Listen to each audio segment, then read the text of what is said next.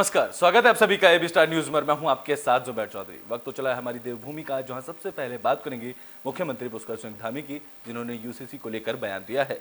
तो यूसीसी को लेकर उत्तराखंड के मुख्यमंत्री पुष्कर सिंह धामी ने एक बार फिर से साफ किया है कि पूरे देश में सबके लिए एक कानून लागू होना चाहिए। उन्होंने कहा कि हमने इसकी शुरुआत की है और जो हमारी यूसीसी की कमेटी है वह इसी पर काम कर रही है। सीएम धामी ने कहा है कि संविधान की जो मूल भावना है उसके अंतर्गत इस पर काम हो रहा है। इसके तहत पर इस पर निर्माण होने के लिए ही किया जा रहा है। जहां सीएम धामी ने आगे कहा है कि लंबे समय से देश में सबके लिए एक कानून की मांग चल रही है। देवभूमि उत्तराखंड ने इसकी शुरुआत की है और जल्द ही पूरे देश में सबके लिए एक कानून लागू होना चाहिए। ये जो यूसीसी है इसमें दो चीज़ें हैं। एक तो यूसीसी भारत के संविधान की जो धारा 44 है उसमें उसका उल्लेख है, उसमें प्रावधान किया गया है। बाबा साहब भीमराव अम्बेडकर जी जब संविधान बना रहे थे उस समय यूसीसी का प्रावधान इस भारत के संविधान में किया गया है। और हमने उत्तराखंड में चूँकि उत्तराखंड की तो एक तरफ उत्तराखंड में सीएम पुष्कर सिंह धामी की तरफ से यूसीसी को लेकर बयान सामने आया है, तो वहीं दूसरी तरफ पूर्व मुख्यमंत्री हरीश रावत ने इसको मुद्दे से भटकाने की कोशिश करने वाला बयान बताया है। तो उत्तराखंड के पूर्व मुख्यमंत्री हरीश रावत बीजेपी सरकार पर जमकर बरसे हैं। उन्होंने प्रदेश सरकार पर ज्वलनशील मुद्दों को छीलने के लिए यूसीसी, लव जिहाद और लैंड जिहाद के मुद्दे उछालने का आरोप लगाया है। जहां पूर्व सीएम ने कहा है कि स्वर्ण से लेकर घी पीने जैसे हालात उत्तराखंड के हो गए हैं। भ्रष्टाचार, बेरोजगारी, महंगाई, पलायन, इन मुद्दों से उत्तराखंड सरकार लोगों का ध्यान भटका रही है और इन मुद्दों को छुपाने के लिए यूसीसी, लैंड जिहाद और लव जिहाद के मुद्दों को हवा दी जा रही है। हरीश रावत ने बीजेपी की प्रदेश सरकार पर हमला बोलते हुए कहा है कि इन मुद्दों में बीजेपी खुद ही फंस गई है, क्योंकि पुरोला में बीजेपी के ही पदाधिकारियों को भगाया गया। इसके अलावा लैंड जिहाद के मुद्दे पर बीजेपी के ही नेताओं की लिस्ट सामने आई है। महिलाओं पर अत्याचार की घटनाएं, अंकिता हत्याकांड जो है ज्वलंत उदाहरण है किस तरीके की स्थितियां हैं। गांव-गांव में ज़मीनें बिक रही हैं। ये जो खुशहाली थोड़ी बहुत है भी वो उन्हीं ज़मीनों को बेच करके ऋणम लेवे घिरतम पीड़ित वाली स्थिति हो रही है। राज्य के लोगों की जो है बेबसी का पलायन निरंतर बढ़ रहा है। इनके अपने आयोग ने कहा है कि पलायन की जो गति थी वो लगभग तिगुनी हो गई है। तो ये स्थितियां चिंताजनक हैं। इन सारी स्थितियों को दबा करके 3 मंत्र पढ़े जा रहे थे। एक कॉमन सिविल कोड, दूसरा लव जिहाद और लैंड जिहाद।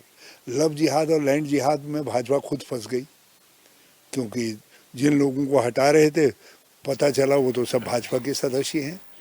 तो लोकसभा चुनाव के लेकर बीजेपी ने उत्तराखंड में कमर कस ली है। इसको लेकर बीजेपी की तरफ से कई तैयारियां की जा रही हैं।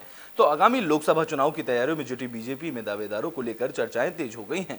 जहां प्रदेश की 5 लोकसभा सीटों पर सभी सिटिंग एमपी अपने स्तर में से तैयारियां कर रहे हैं और उनके साथ साथ कई बाकी नेताओं के नाम को लेकर भी चर्चाएं की जा रही हैं।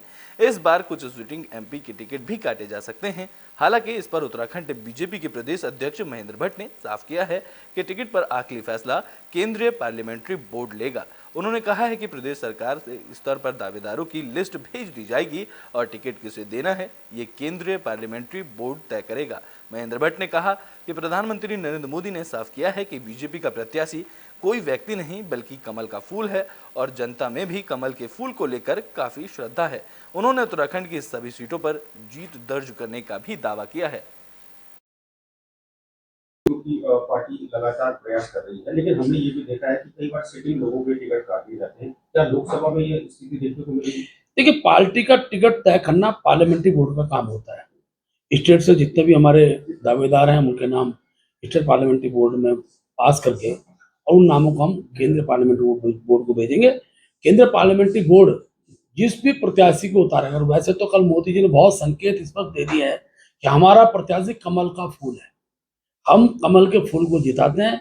व्यक्ति को जिताने का काम भारतीय जनता पार्टी कार्यकर्ता कभी करता नहीं है और जनता में भी कमल के फूल के प्रति श्रद्धा बनी है और स्वागत कह सकता हूँ। 5 कमल उत्तराखंड की। उत्तराखंड में अतिक्रमण को लेकर धामी सरकार सख्त नजर आ रही है। इस कड़ी में धामी सरकार की तरफ से कई बड़े अहम फैसले लिए गए हैं। तो उत्तराखंड में सभी शहरी निकायों में अब लैंड बैंक बनाने की कवायद तेज हो गई है। शहरी क्षेत्र में अवैध निर्माण कार्य पर रोक लगाने के लिए सैटेलाइट से निगरानी करने का भी निर्णय लिया गया है। यानी कि अब जल्द ही प्रदेश के सभी शहर क्षेत्रों में सैटेलाइट के जरिए निगरानी की जाएगी। इससे अवैध रूप से बनने वाली इमारत और निर्माण कार्यों की जानकारी मिल सकेगी। इसके लिए हर 3 महीने में सैटेलाइट पिक्चर ली जाएगी। जहां प्रदेश के शहरी विकास मंत्री प्रेमचंद अग्रवाल ने बताया है कि संबंधित क्षेत्र में अचल संपत्ति के भंडारण को लेकर अधिकारियों को भी जिम्मेदारी तय की कर दी गई है। इसके लिए प्रदेश के सभी विकास प्राधिकरणों को आदेश भी जारी कर दिए गए हैं। आपको बता दें कि शहरी निकाय क्षेत्रों में अवैध रूप से तमाम निर्माण कराए जा रहे हैं और वहां पर नियमों की जमकर धज्जियां उड़ाई जाती हैं। इसके अलावा बहुत सी ऐसी सरकारी जमीन है जहां पर अवैध रूप से लोग कब्जा कर लेते हैं, जिसको लेकर अब धामी सरकार की तरफ से बड़ा फैसला लिया गया है। देखिए, हमने निर्णय लिया है कि जो हमारे निकाय हैं वहाँ हमारा लैंड बैंक बने और ड्रोन के माध्यम से हम उनकी निगरानी करेंगे, कहाँ-कहाँ हमारे वैध और कहाँ का अवैध निर्माण हो रहे हैं।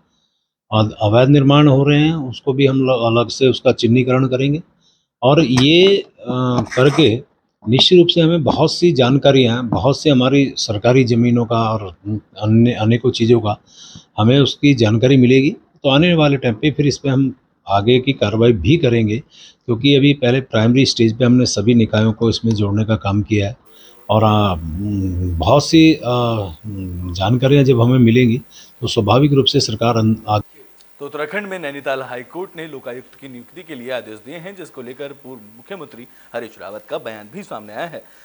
नैनीताल हाईकोर्ट ने राज्य सरकार को 8 हफ्ते में लोकायुक्त की नियुक्ति करने के आदेश दिए हैं। वहीं इस मामले पर विपक्ष का बयान भी सामने आया है, जहां लोकायुक्त को लेकर प्रदेश के पूर्व सीएम हरीश रावत ने कहा है कि प्रदेश में लोकायुक्त लागू होना चाहिए।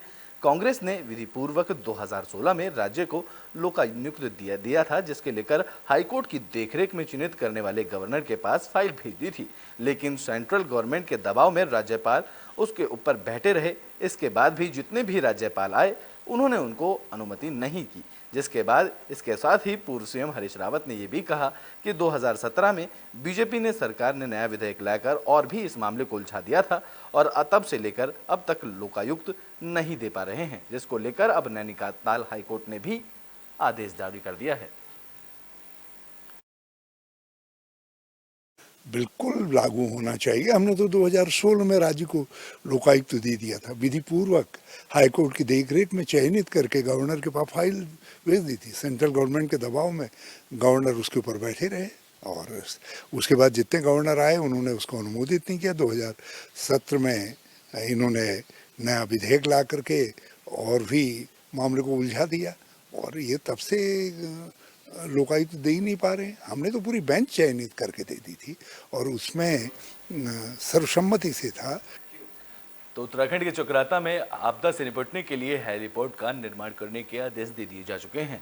तो आपदा से निपटने के लिए तहसील मुख्यालय चक्राता में करीब 8 किलोमीटर दूर बिरमो कंडी में हेलीपोर्ट का निर्माण किया जाएगा। जहां सरकार ने हेलीपोर्ट को विकसित करने के लिए करीब 93 लाख रुपए का बजट दिया है। जहां निर्माण के लिए कार्यदायी संस्था को लोक निर्माण विभाग को बनाया गया है, जहां लोक निर्माण विभाग ने निर्माण के लिए टेंडर भी जारी कर दिया है।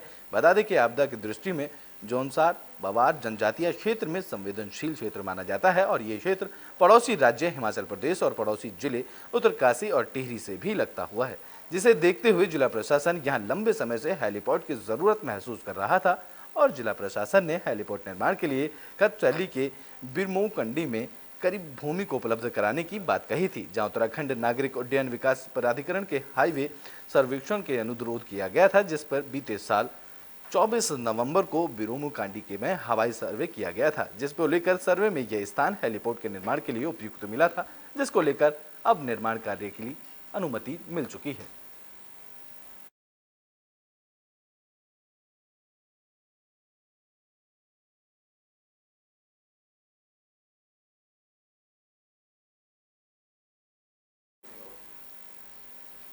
तो उत्तराखंड में बरसात के मौसम में मंत्री की तरफ से बड़ा फैसला लिया गया है। बता दें कि इस दौरान उत्तराखंड के वन मंत्री सुबोध उनियाल ने यह बड़ा लक्ष्य रखा है, जहां बरसात के मौसम में 2 करोड़ पौधे लगाने का लक्ष्य रखा गया है। तो उत्तराखंड के वन मंत्री सुबोध उनियाल ने हर साल बरसात के सीजन में पूरे राज्य के अंदर करीब 2 करोड़ पौधे लगाने का लक्ष्य निर्धारित किया है। यही नहीं, उन पौधों की देखरेख करने का जिम्मा भी वन महकमे के अधिकारियों को सौंपा गया है, जहां पौधे लगाए जाने के बाद समय समय पर समीक्षा भी की जाएगी कि आखिरकार 2 करोड़ पौधे में कितने पौधे जीवित हैं। बता दें कि वन मंत्री सुबोध उनियाल ने केंद्रीय नर्सरी का निरीक्षण करने पहुंचे थे। इस दौरान वन मंत्री ने बरसात के सीजन में लगाए जाने वाले 2 करोड़ पौधे के बारे में अधिकारियों को जानकारी दी।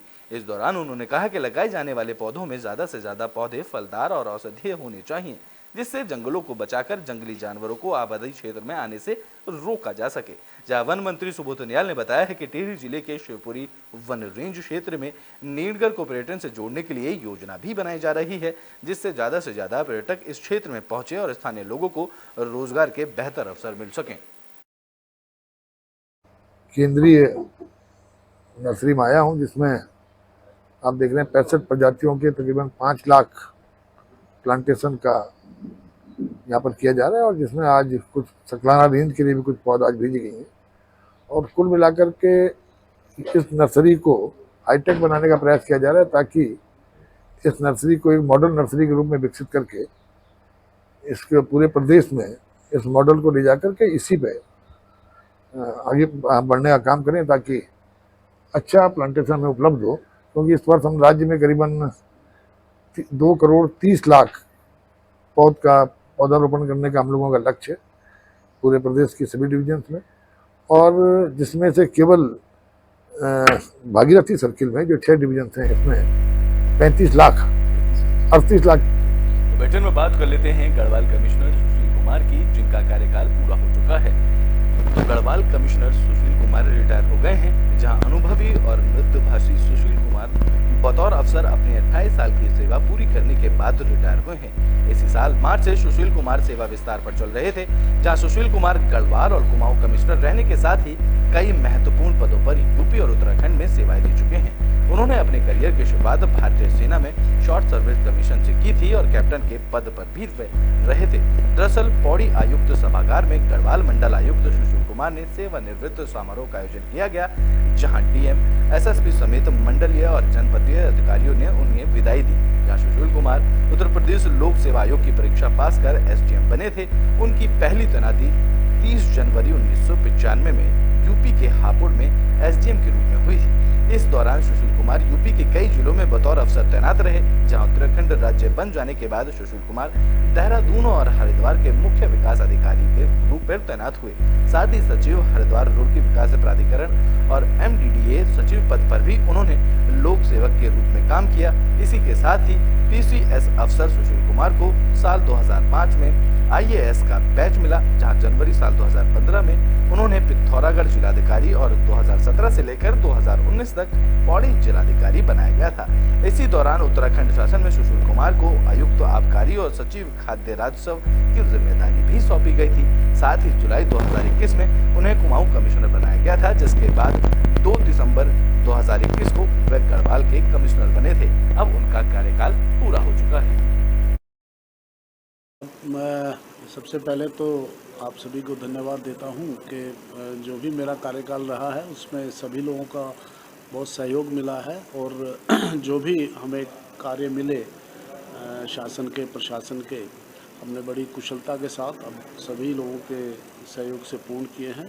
हाँ, ये मेरे लिए बहुत सौभाग्य की बात है कि जनपद पौड़ी गढ़वाल से ही मैंने डिप्टी कलेक्टर के रूप में अपनी सेवा प्रारंभ की थी, और आज आयुक्त के रूप में मैं यहाँ से सेवानिवृत्त हो रहा हूँ। तो ये मेरे लिए बहुत हर्ष की विषय है, कम लोगों को ऐसे अवसर मिलते हैं। मुझे तो ब्रिटेन में बात हल्द्वानी की कर लेते हैं, जहां ग्रामीणों की तरफ से प्रदर्शन किया गया है। इस दौरान बियर बार के लाइसेंस को रद्द करने की मांग ग्रामीणों की तरफ से की गई है। तो हल्द्वानी में बियर बार के खिलाफ लोगों में आक्रोश देखने को मिला है, जहां गोलाबार क्षेत्र में बियर बार का लाइसेंस निरस्त करने की मांग को लेकर ग्रामीणों ने डीएम को ज्ञापन भी सौंपा है, जिसमें उन्होंने कहा है कि नियमों को ताक पर रखकर नावल खेड़ा देवला में पहले से ही एक बार चल रहा है। अब खेड़ा में एक भी दूसरा बार खोलने की भी कोशिश की जा रही है। जहां ग्रामीणों की माने तो धार्मिक स्थल और स्कूल होने से जिसका संचालन नियमानुसार नहीं किया जा सकता है। बार खुलने से गांव में अराजकता का माहौल बढ़ेगा, जहां बिना ग्रामीण की सहमति के क्षेत्र में बियर बार को अनुमति न देने की मांग ज्ञापन में की गई है। देखे जाए तो मामले बहुत है, पर नशे को जो बात करते हैं नशा मुक्त की, तो मैं आपको अवगत करा दूं कि गोलापार ग्राम सभा खेड़ा कहें या देवला मल्ला कहें, देवला तल्ला करें, सीतापुर कहें, दानी मंगर कहें, तो वहां पर क्या हुआ कि बार की परमिशन लगातार आधे किलोमीटर में 3 बारों की परमिशन अभी उपलब्ध करा दी गई है। हमको ये है ना, खेड़े के अंदर कुंवरपुर से ऊपर और ये सुल्तानसी के नीचे को, इतने जगहों में कहीं पर ये बार ना खुलने चाहिए, न शराब बिकनी चाहिए। घरेलू की शराब भी बिकती है और पुड़िया वाली शराब भी बिकती है, तो उससे हमें दिक्कत है, हमारे बाल बच्चों को दिक्कत है और हमने तो अपना जीवन काट लिया है। कल के दिन आने वाली पीढ़ी क्या करेगी? कोई काम इसका सही हो नहीं पा रहा है, और सही होता तो बार हारा ये नहीं खुलती। खाली मतलब कहावत है, ये है नशा मुक्त, ये है वो है। गोलापार में 3 नदी में 3 वो 12 खुली गई साहब। स्कूल बगल में है, अस्पताल बगल में है। बुलेटिन के आखिरी में बात बागेश्वर की कर लेते हैं, जहां लंपी वायरस का कहर देखने को मिला है। उत्तराखंड के पहाड़ी जिलों में लंपी वायरस का प्रकोप देखने को मिल रहा है, जिसमें पशुपालकों की परेशानी बढ़ा दी है। बागेश्वर में लंपी वायरस से जूझ रहे पशुओं तक पशु चिकित्सा अधिकारी और पशु डॉक्टर नहीं पहुंच पा रहे हैं, जिससे लोगों में नाराजगी देखने को मिल रही है। जहां नाराज पशुपालकों ने इस मामले को लेकर राष्ट्रपति के नाम एसडीएम को ज्ञापन सौंपा है, जहां पशुपालकों का कहना है कि अगर सरकार जल्द ही उनकी सुध नहीं लेती तो एक बड़ा आंदोलन किया जाएगा। आज उत्तराखंड, पूरे उत्तराखंड ये के बागेश्वर जनपद में बहुत ज़्यादा आज जो पशुओं पर जो बीमारी आई, लंपी नाम की जो बीमारी आई है, वो उससे किसान हो गए हैं और जो पशुपालक हैं इतना परेशान हैं, बर्बाद हो चुके हैं। लोगों की दुधारू गायें मर चुकी हैं, लोगों की जो खेत जोतने वाले बैल हैं वो मर चुके हैं, और स्वास्थ्य विभाग में स्टाफ की कमी के कारण ये लोग गांव-गांव जा नहीं पा रहे हैं। और जो यहाँ के मुख्य चिकित्सा अधिकारी पशुपालक हैं, उनको ये भी पता नहीं है कि कितनी गाय मर गई हैं और कितनी बीमार हैं। मैंने उनसे पूछा कि कितनी गाय मरी हैं, वो कभी 60 गाय बता रहे हैं, कभी 70 गाय बता रहे हैं, जबकि गांव में 2-4 हर गांव में 2-4 गायें हर गांव में मरी हुई हैं। मैं गांव-गांव जाके मैंने भ्रमण किया है, मैंने लोगों की सूचना मेरे को आई है कि अभी भी बीमारियां इतनी फैल रही हैं। आज कांटा साइड से भी, वहाँ से भी फ़ोन आए थे कि भाई साहब यहाँ इतनी बीमारियां आई हैं, गाय बीमार हैं, खा नहीं पी नहीं रही हैं। उत्तराखंड के बुलेटिन हमारी देवभूमि में भी